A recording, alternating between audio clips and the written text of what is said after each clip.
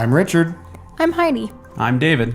I'm Matthew. And we're the Card Game Guys, the internet's premier source for DC deck building game content.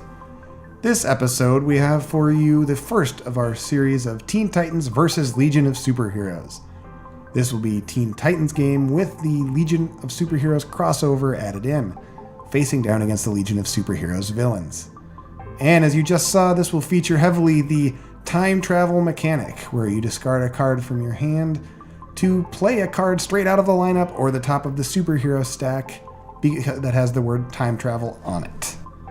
Now, you cannot buy that card, very similar to a Emerald Knight or a Granny Goodness. So you have to make the tough decision of whether you want to get the benefits of the card now or put it into your deck later. Yeah, but if it's just like discarding a punch or a vulnerability to get a lot more power than that, it can be often worth that. Yes, much like Heidi just did, discarding a punch to play a +2 power card you couldn't afford anyway is generally a smart play. Yeah, it's a good way to get higher power earlier in the game. Now, the distinction between the two games in this series is that in this game, Game 1, we are playing with the superheroes from the Teen Titans core set, but in the second game, we will be playing with the superheroes from the Legion of Superheroes crossover number 3. Everybody's got magnetic powers, it appears, as magnetism goes around the table, just being used over and over again. Yeah, at least until someone buys it. Well, that's something that you'll notice in a lot of games with time travel is there'll be one card that everyone seems to use for their time travel. Yeah, usually like a magnetism or a Mon-El, something that costs 6, so you might not be buying it too easily, but it's going to give you that 2 power you want.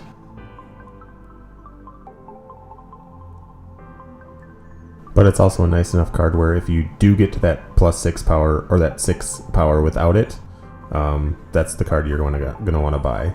Yeah. So that other people can't use it anymore. Magnetism, if you can set it up, is way stronger than just the +2 power it's getting used for now. The ability to recycle multiple cheap equipment can really create a big benefit for you. Equipments are one of the more combo-y elements of the game, so you can set yourself up with a few of them that go together.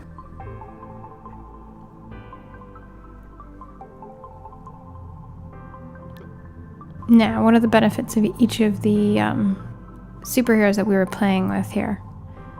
I mean, I know Raven gets benefits from supervillains. From villains and superpowers, yes. Playing multiple villains allows her to get a superpower back from her discard pile. Superboy benefits from playing multiple superpowers in a turn. Well, he gets to +1 power and draw a card if he plays 2. And Wonder Girl is not terribly familiar to me. She is one of the less reliable superheroes out of the set. Ooh, and there I bought magnetism. How dare you? That's just mean, Heidi. And that is kind of the feeling that you get when you're playing Legion of Superheroes, is that you're just going to keep feeling like you're doing something wrong when you buy the time travel cards, because you're cheating everybody else. And now we have Starman. We're adding cards to the lineup. Not only that, but you finally get to leverage the fact that nobody can afford 7-cost cards and they pile up in the lineup, so you're like, mwahaha, +1 power for each 7-cost card in the lineup. At some point. Well, that's what just happened, so that's why I'm cackling with glee about it. Yeah, and I'm just saying there's also an element of luck. Yeah. I mean, like Doug getting a first shot at the Dick Grayson that he just played, which is pretty much the strongest card in Teen Titans because it rewards you for playing Teen Titans as though it was Teen Titans. Focusing on ongoing cards and buying them all up. Which I think is actually his plan for this game. Well, if you can get Dick Grayson first turn, that's going to be what you drive towards.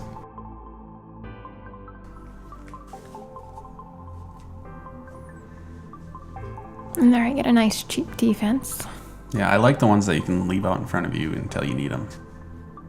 Yes, they're not clogging up hand space. Mm-hmm. This one you don't get a draw a card or any other bonus benefit from it. You just get to have that that little shield around you. Although I kind of wish Heidi would have left it because I only had 2 power on my turn. Oh, an attack. Yeah, Shimmer, which is an interesting one. Turning your opponent's starters into weaknesses is pretty strong, especially if you can get it early like this. I mean, later in the game, obviously, people might not have starters to destroy. Early on, you can take advantage of the fact that they will reliably have a starter, and then you can turn them into weaknesses. Oh, and 2 of us there got rid of vulnerabilities over a punch anyways. Yes, but we still turned it into a weakness. I don't know if you knew this, but weaknesses lose you victory points at the end of the game. I know, but Unless you have Bizarro. Which you won't, because this is a Teen Titans game. I know. But currently, while you're playing, both of them do the exact same thing, which is just take up hand space. Yes.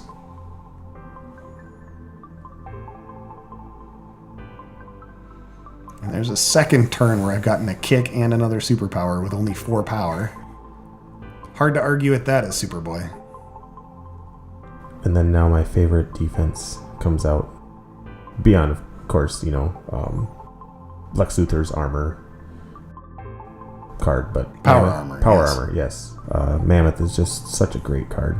Yeah, drawing multiple cards and destroying a starter is just a really nice effect when you do have to defend with it.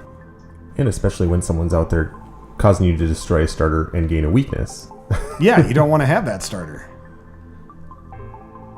And here we just saw Universo used a strong effect already by Heidi with getting 3 power off of that one card that she managed to get on her first turn due to clever time travel. Mm-hmm. Making sure no one else time travels. Saturn Queen has a lot of potential to really be a destructive card. The ability to time travel without discarding cards is really good as the game goes on and you get fewer and fewer bad cards in your deck, assuming things are going your way. Well, especially with starters that are being destroyed.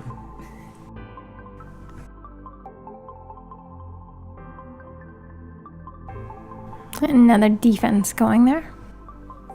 Yeah, and Reach Scarab has a really strong effect, but compared to, say, Forever Evil, where you get Power Armor as your special expensive defense, this is just relatively low power. Yeah, That is a mean card. that was the mean card that I'm glad I had a defense against.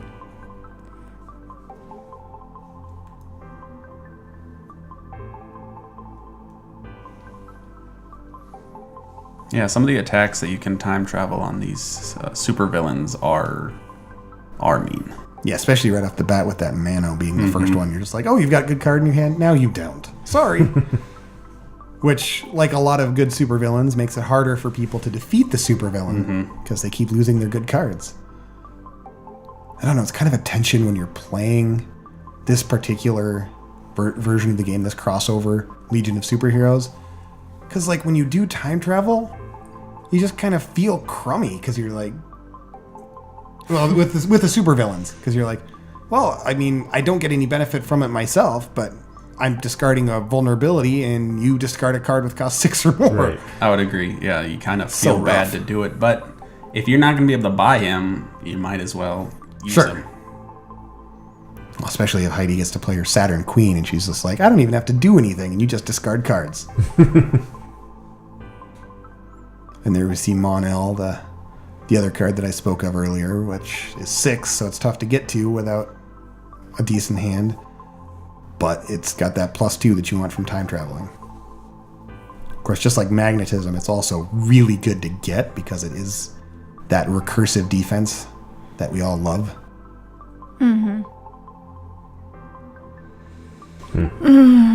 Doug just kept doing that.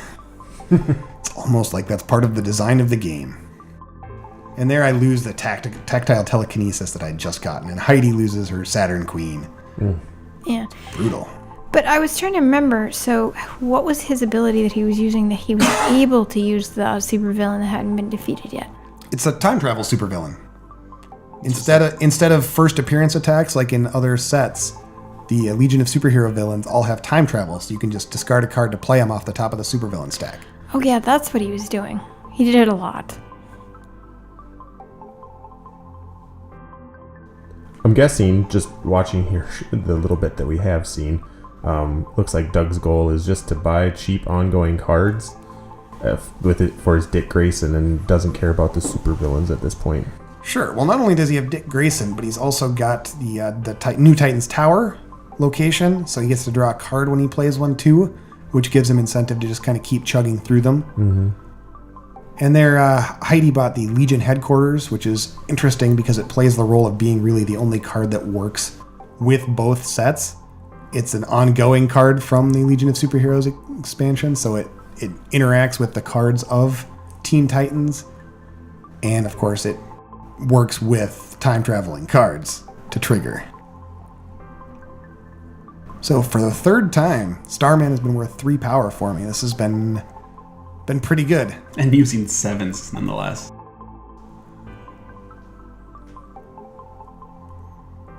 Ooh, gives me a chance to take Mano. Am I going to go for it? No. Speed Force is pretty strong. Yeah, It's a nice that's a card. nice card. Yeah. Really works to kind of help you try to trigger your Superboy and get the extra card and the extra power.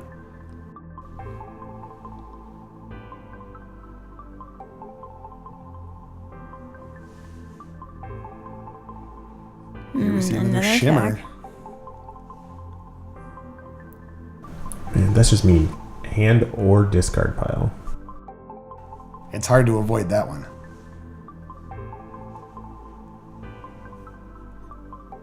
And because it, destroys cards that you don't really want anyway, there's not a lot of incentive to defend against it. But it also cuts into your cheap cards that you're going to use to time travel.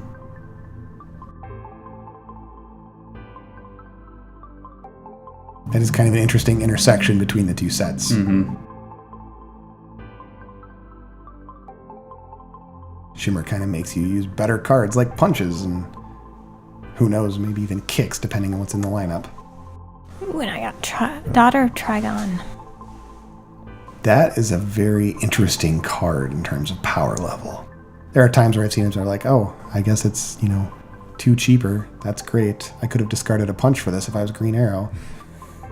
But I've seen other times where it's like, oh, look, I've got all 6 types. The supervillain is 6 less. This is amazing. Yeah, I don't know. I don't remember getting a whole lot of benefit out of it this game.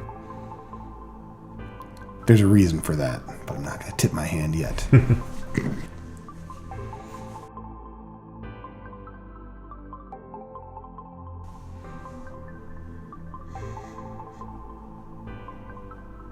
Okay, now I'm trying to remember how the game ends.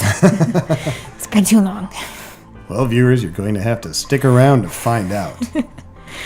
I played this game and I'm trying to remember.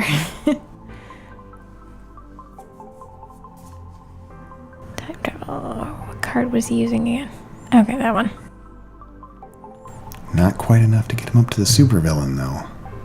Which is why, but he was almost hoping, so that's why I'm pretty sure he didn't use it.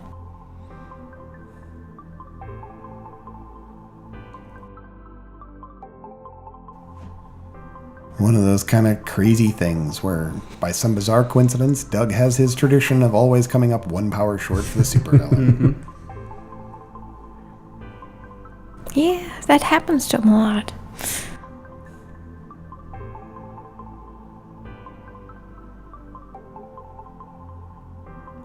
Apparently I was being a slow player, sorry. It's a lot of unfamiliar cards. We don't play either of these sets nearly as often as would be necessary to really stay on top of what all these cards do. To be honest, I think it was maybe my first time playing Teen Titans. That may well be, yeah. Most of the times that we'd played it, you were busy doing something else, so.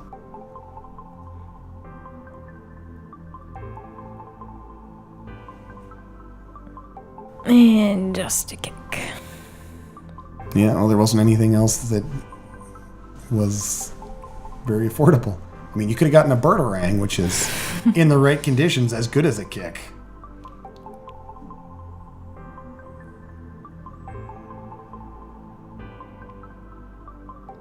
Now, here's the question. What am I going to do now?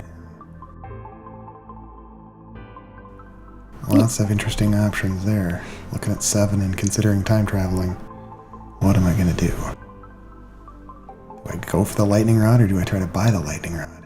No, I'm going to use it.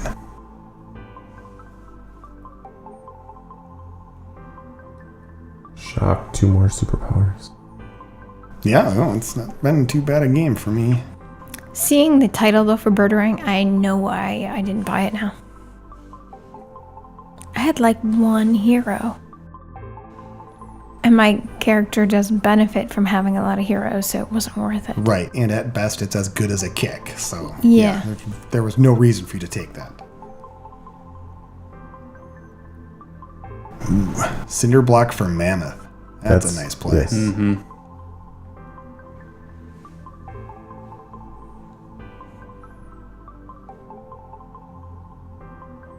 Cinder Block is one of those cards, though, that's got a situational benefit that's really strong, but in my experience, I tend to whiff on it a lot. I'm like, oh, look, I've got half my deck as defenses, but they're all still in the deck when I draw my Cinder Block. It's like getting Starbolt in your first hand after you've shuffled your deck. Ooh, and Doug's getting another ongoing card for him. Yeah, it's almost like he knows how to play Teen Titans. Yeah, but he more than you and I really kind of worked on that ongoing cards. Yes, because I was focusing on the fact that I had one of the easier superheroes to benefit from, and just going for superpowers and just chaining that. Just like you would if you're playing Superman in the original core game, or anything like that. And I just bought Lightning Rod. Again, the one everyone was using. Ooh. Discard an equipment. Doug's like, no, I have Mammoth. I don't have to discard any equipment. I have Mammoth. I want to use Mammoth. Oh man, this is so good. Speaking of cards that are so good, I love Bunker. 4-cost card to possibly draw 3? Yeah, I'll take that.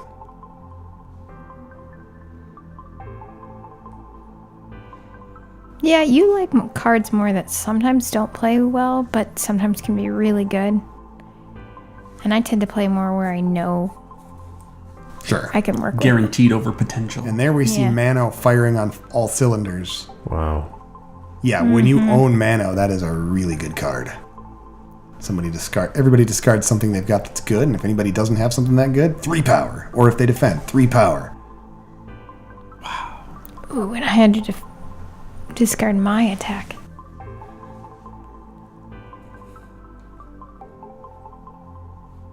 Wow. That's Yeah, a that perfect works card him. for him.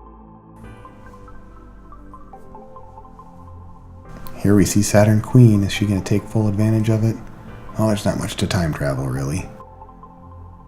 It's a free attack, though, if she's not going to get the supervillain. Yeah, there's no reason not to use it.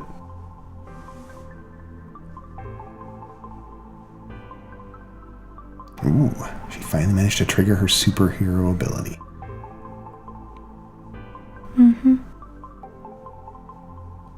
That's one thing with the Teen Titans superheroes. A lot of them require you to buy a bunch of 2 different types of cards. So, like, she has to play 2 supervillains and have a superpower in her discard pile in order to do anything. Which is why I prefer Superboy for this, because you just need superpowers. Right. And here I have no equipment. Yep. Works for me. Doug loses a pretty solid card, though. Heidi's like, what do I do with this weakness? I don't have to discard a card to time travel.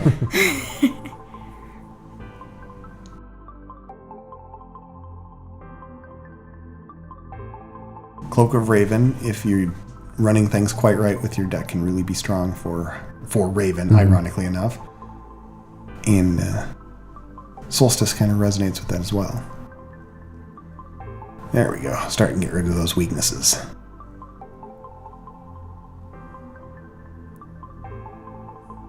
And you're like, yay, I Nice. can draw 2 cards. Make that 3.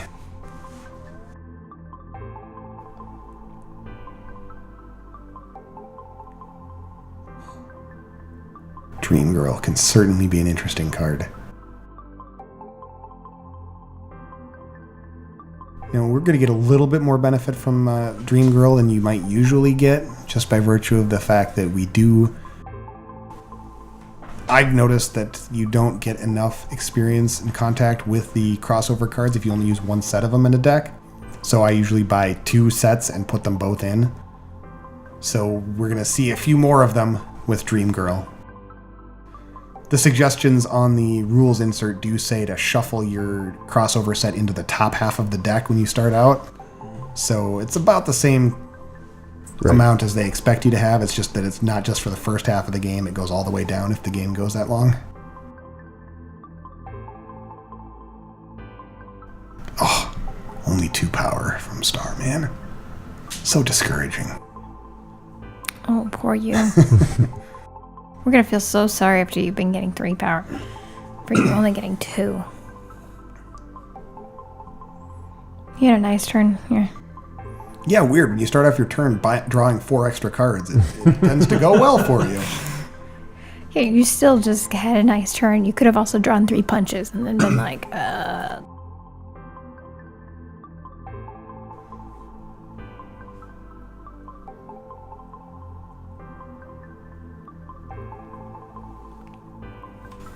More Dream Girl amazingness. Oh, that might be a mistake. Leading off with that. Still draw 2 cards. I think there's another one in there that he's got. Yep, he could have drawn 3 cards. But still, that's a pretty strong card, that Dawnstar. Mm-hmm. Especially if you have like 5 people playing, where everybody's card's the top card. If you get 5 different types, plus 5 power. And it's not a very expensive card either. Doug normally knows, too, the exact right order to do things in, so that was kind of slightly off for him. And Richard doesn't have any starters. It looks like neither does Heidi. Nope. Oh, there it goes is. Punch. Well, trying to decide if you're going to defend with your Zookeeper or not. Yeah, pretty much. Yeah, it's a good thing she saved it, though, because you're game mana. We're both like, yeah, we're ready for you, Doug.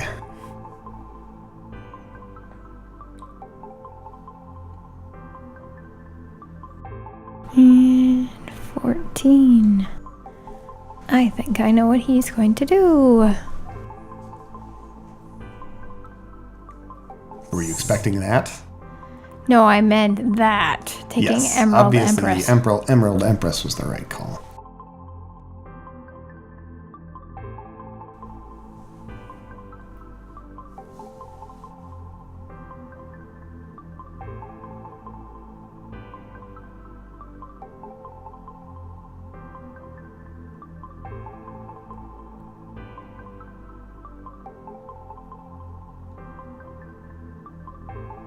I was trying to decide something.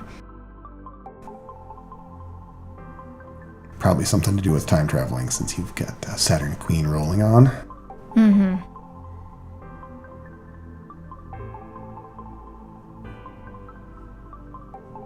There's Dawnstar. That's a nice strong one. Oh, only 2 power, though. Yeah, but I just time traveled twice. Now, she knows the right order in which to do these things.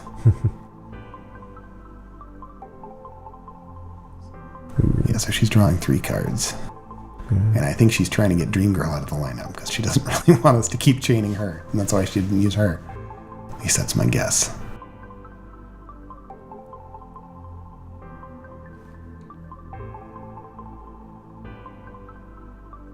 Is she going to get enough to get both the super villain and... Nope. She's stuck leaving Dream Girl. Yeah. She probably should have used her and seen what she could make happen. I know, but still, it was... I didn't know how much I was going to end up with at the end.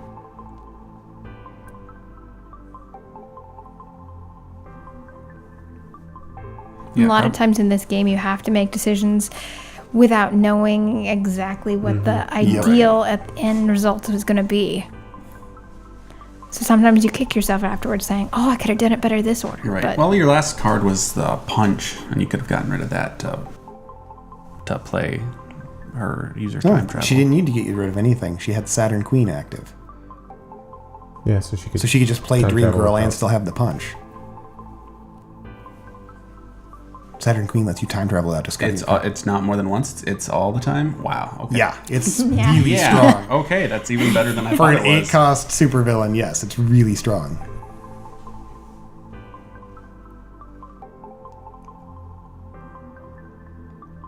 So Doug's trying to obscure the fact that he's using Dream Girl by not setting her aside. Oh, whiff.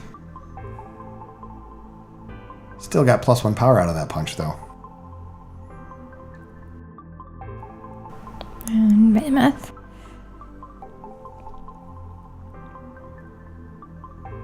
He's still getting plenty Yeah, of power. not too out of bad his of a hand. turn. Just not enough for the supervillains this late in the game. These sets with fixed supervillains where you're always going to have, 8 through 15, like any of the crossovers. That price can escalate pretty quickly. We're up to 12 right now, and 12 is always a hard level to get to, and it's just going up from here.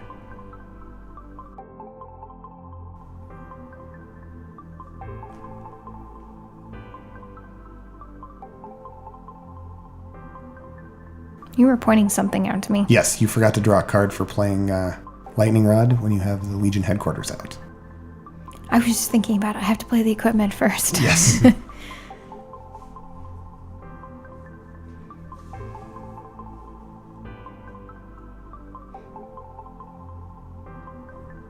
Yeah, we're not usually nice to each other like that.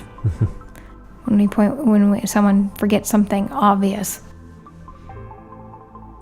I think Heidi missed the fact that, or maybe she didn't. Gets Gizmo for free and Jinx for 1.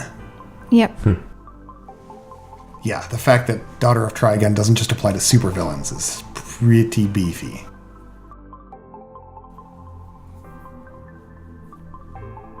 So I got one good turn out of her. Yeah, not quite good enough to get the supervillain. You were 1 power short of that. I will say I am a little bit surprised with playing Teen Titans how few ongoing cards there are out there at the moment. Yeah, some of that expected is doing the crossover, so we're getting a lot of time travel cards. Some of it is, sometimes you just get these games where you're not getting the ongoing cards, which is, I think, what's hurting Doug a little bit, is that we haven't been seeing a lot of the really cheap ones, the Bumblebees and Right. things like that. Because he was sucking him up whenever he could. Yeah, and his last turn, he missed on the supervillain, but he was able to get 2 ongoing cards.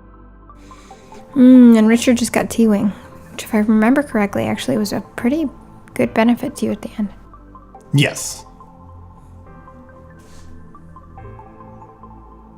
Just since we've been talking about not seeing a lot of the cheaper cards, I have a feeling those are going to be coming up again soon. Once again, I have to point out that Doug didn't move Dream Girl. I think he assumed I was just going to do it for him. Yeah, except I had to reach all the way across the table. But yes, for those of you at home, if you don't already do this, demarcating things that have been played with time travel or Emerald Knight or Granny Goodness by moving them slightly out of the lineup so that they don't accidentally get put into your discard pile at the end of the turn, but they get put back in the lineup, is a handy way to keep from making simple mistakes like that. Or, buying them because no one's going to notice that you already used it, right? Right. You don't want to accidentally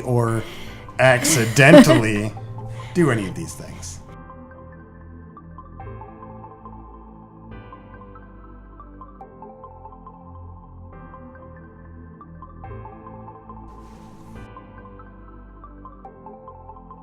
Ouch.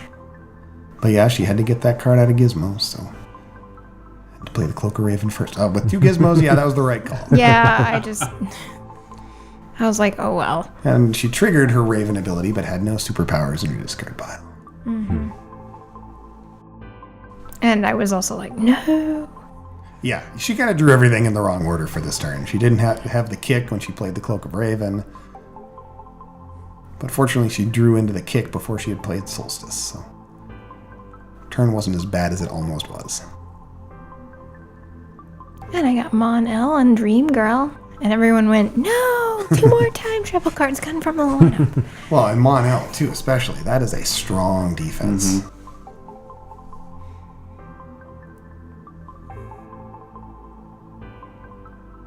I'm opting for some reason not to destroy Dawnstar. I'll just draw that instead. I don't know. It might have something to do with not shooting yourself in the foot. Yes, absolutely. And I get 3 power out of that. See if we can do that with Starman too. Yes. I'm trying to think. 5s. I was like, we don't have the 7s now, but Yep. Yeah, Starman has really been working out for you. Yeah. Giving me all of the benefits of Power Girl with also the extra ability of putting a card in the lineup. Right.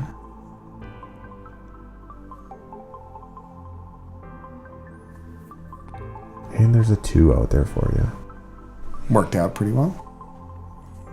Now we've got to struggle against a 14 cost supervillain now.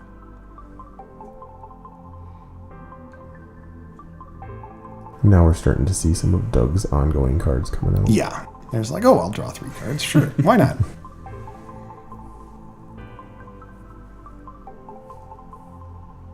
yeah, I'm trying to think. He started hitting his stride after we finally got rid of that 12 cost villain. And started falling. He doesn't have a superpower, so Doug gets 3 power out of that. Mm-hmm. Ooh, and then he did that, yep. Wow. I could just discard the Reach Scarab, but I think I'm going to defend. Yeah, makes sense.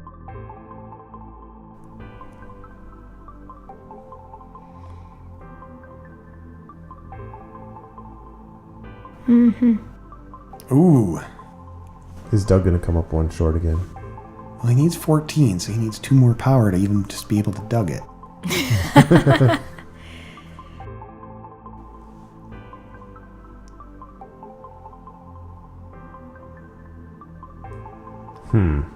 Too short.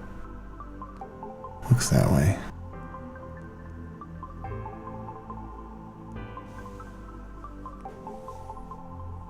Come on, Doug, decide what you're doing. Doug has this uncanny ability to think just long enough that I want to edit, but just short enough that it's a lot of work to take out about 1-2 seconds worth of material. Makes cutting these videos a lot of fun.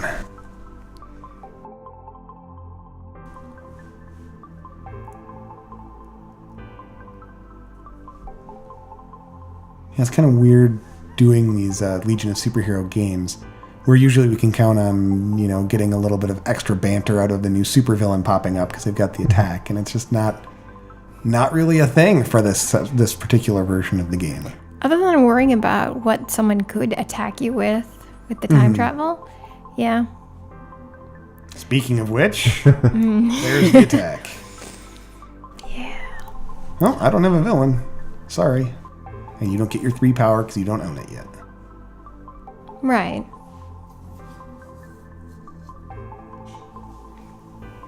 But you do get to draw a card. Mm-hmm. That's quite the swing.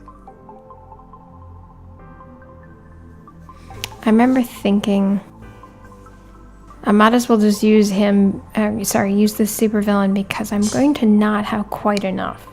But I have a good turn. Yeah, no, it still turned out pretty well. Those are both strong cards. Plus, it makes my Starman weaker because there's not as many 5s in the lineup. Because that's how I take cards. I decide what's going to hurt you the worst. That's how I take cards. Yeah. All right, so we got to kind of watch here because I discovered upon reviewing the rules insert for this game that I kind of make a couple mistakes and do things that I can't with this. Yes, this is telepathy. Oh no! So I basically switch hands with Heidi, except my hand gets discarded and she gets hers back. So obviously, yes, I do get to take advantage of all of the cards that she has. And because I'm Superboy, I got to draw a card of my own, and now I can't do this. That's why I put that little Munchkin cheat card up. I cannot discard cards from her hand to time travel. That is not allowed in telepathy. So none of you out there ever do that. That's not how the card works. Wow. My husband cheated with my hand. Unintentionally. Yes. And there it is again. Just, twice in one turn. Yeah. If you're going to cheat with both hands. Which I should have put in that munchkin card to think of it.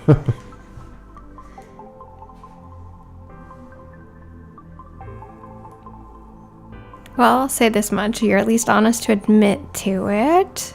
And Well- now you're never getting away with it again. Well, it's like I've said before. Watch our videos. You'll learn all of the rules mistakes you can make in this game because we will make them for you.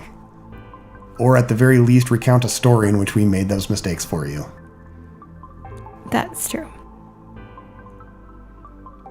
It's amazing how people can assume their cards are better than they actually are sometimes. Like, I won't name names, but I had one friend who, with a 4-cost card, was attempting to gain all 5 or lower cost cards in the lineup instead of 1 like she was supposed to. You're referring to Cheetah, yes, which is actually a 2-cost card. Oh, yeah, It thanks. lets you gain 1 card with cost 4 or less out of the lineup. Not all cards cost Yes, 4 it says or less. any. Yes. The word is any, which is took- distinct from all. Took her doing that like 2 or 3 times before I went, wait a second.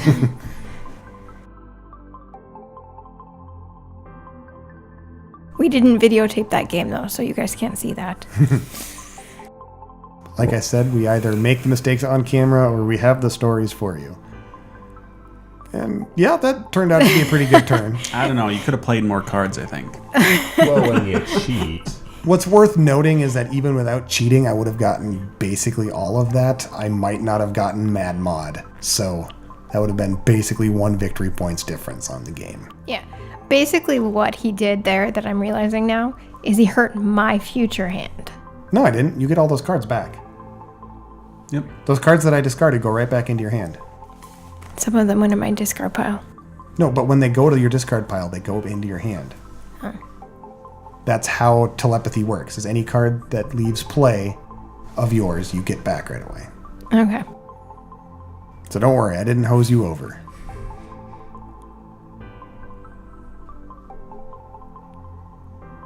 Yeah, what really pulled it off was the fact that I was able to draw a card of my own into my hand because of being Superboy when I played telepathy and had another superpower already in play, which gave me my own hand to also work with and then just get that little extra benefit out of yours. It just so happened that I drew well with the cards that I was drawing out of my deck, so I turned my bad hand into a less bad hand. Less bad? Markedly less bad, yes. It turned it into an amazing hand, which is Okay. less bad than a bad hand. That's one way of putting it.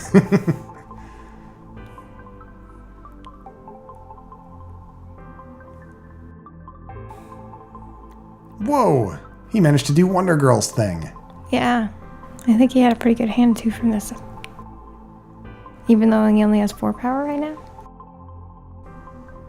Or maybe he just played a lot of cards and didn't do anything. Yeah, he's probably got a lot of ongoing cards that he's played out, so he's kind of setting up his next turn more than really doing anything with this turn. Mm-hmm. I mean, 10 power is nothing to sneeze at, but we'll see if he can make something of it. He didn't get the 3 power he wanted.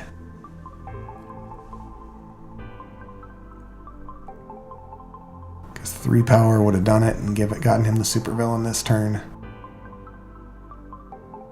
Because he's got Lady Vic out there to give him some more. Now, I'm also remembering I never ended up with any cards that could destroy weaknesses. And I'm trying to remember, does this set have that many cards that even do that? The main one that you would use would be Detonator that Doug has at the end of his play area there. And that, because you can do various tricks to recur it through different cards that are in this set. That's basically the main one, and we just haven't seen them. Okay. So I remember thinking after a while, I actually need to get rid of weaknesses. I can't find any cards to do that. I managed to not have a time travel card, so you get your 3 free power. Well, and then Doug defended too.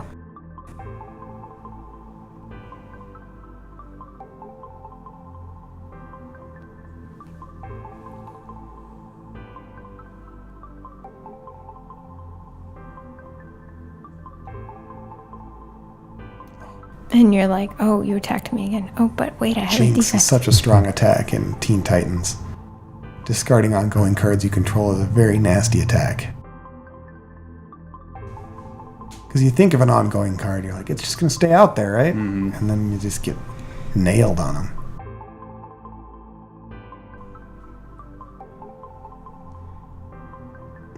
Only 8 power, though, at this. 13. Little bit of a swing there, yeah. You've played 3 villains. I like that cycle of cards they've got with the demonic influence and Cassie Sunsmark in them. And Heidi gets to 15. Yep. She defeats the mighty Persuader, which nobody bothered to try to use. Nobody time traveled that nasty attack, which could really be painful. Mm-hmm.